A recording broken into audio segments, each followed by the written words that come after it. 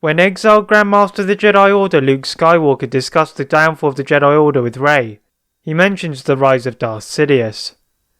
Following this, Rey points out that Vader being able to see the light and the fall of Sidious was because of Luke. But what if Sidious, being the most powerful Dark Lord of the Sith, completed the mastery of transfer essence? In other words, what if Rey was a Sith? How would this change Star Wars history? As you are about to see, a lot changes.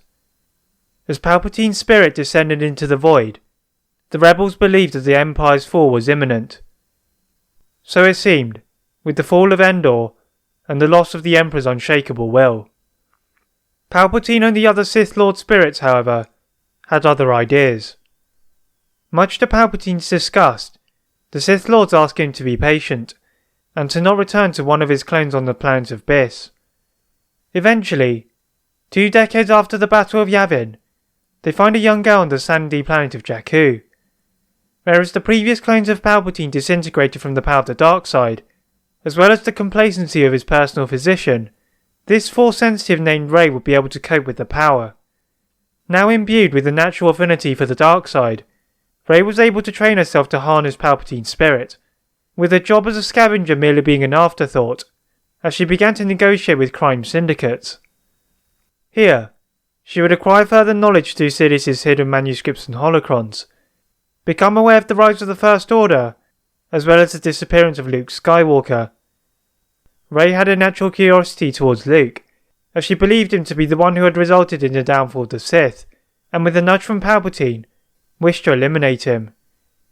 With the potential of discovering Luke Skywalker, Rey's dark side powers heightened, until she is fully consumed by them, and leaving the sandy planet, set off on her quest to eliminate the former Grand Master.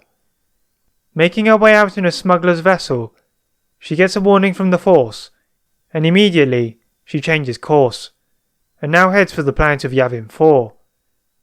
Touching down in an opening amongst the jungles of the tropical planet, Rey is guided to a dilapidated temple, and entered its remains.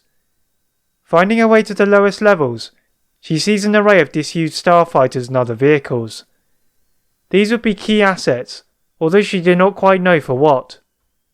Heading into the courtyard, she summons 2 lightsabers on the ground to her hand, and turning them on, they illuminate a fluorescent green under the shadow of the forest. Clearly something had happened here recently, or the lightsabers would not be working so well, Rey thought to herself.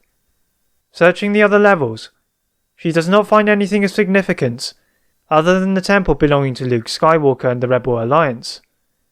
Heading back into her vessel, she is now guided to the planet of Dagobah, confused as to why she needed to go to a light side planet. Eventually approaching the unusual Force nexus, Rey senses a darkness, one that she had not sensed before. Clipping her new lightsabers to her belt, she prepared for any possible dangers.